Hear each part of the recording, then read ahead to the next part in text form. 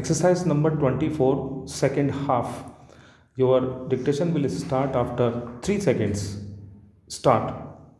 Our democracy finds its place in our constitution. Stop. To ensure that the constitution remains relevant over time, the makers of the constitution also incorporated provisions allowing future generations to make necessary amendments as may be deemed necessary. Stop. Indian democracy is duly regarded and respected all over the world. Stop. This year, the people of India participated in the 17th general election and accomplished the largest democratic exercise in the world. Stop. Over 610 million people cast their vote in this election. Stop. The participation of women voters was almost equal to that of men. Stop. The election of 78 women members to 17th Lok Sabha, being the highest number of women members ever elected to this house, is a glorious achievement for our democracy. Stop.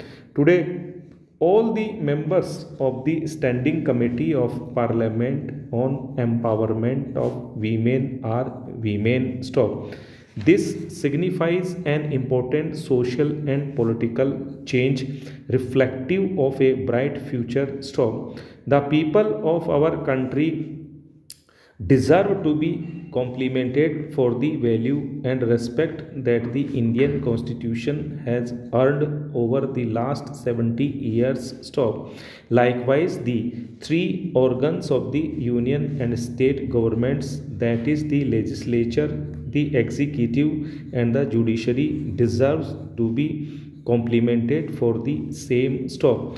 Strengthening the relationship and synergy between the union and states, our journey towards cooperative federalism is a living example of the dynamism of our constitution. Stop. While delivering his last speech in the Constituent Assembly on November 25, 1949, Dr. Ambedkar had said that the success of the constitution would depend upon the conduct of the people of India and the political parties. Stop. The illustrious makers of our constitution had, with complete devotion and honesty, thought to serve and work conscientiously while remaining free from fear or favor, affection or ill will and bias. Stop. They would have been confident that their future generations, that is,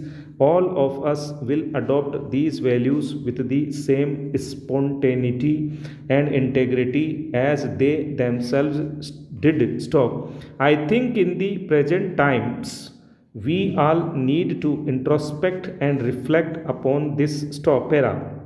Honorable members of Parliament, in one of his speeches to the Constituent Assembly, Dr. Ambedkar, while underlining the importance of constitutional morality, emphasized that the essence of constitutional morality was to regard the Constitution as supreme and to follow the constitutionally mandated procedures regardless of any ideological differences. Stop. All the three organs of the state, persons gracing the constitutional posts, members of the civil society, and common citizens of India are expected to abide by constitutional morality. Stop. According to our constitution, it is the duty of every citizen to abide by the constitution and respect its ideals and institutions. Stop.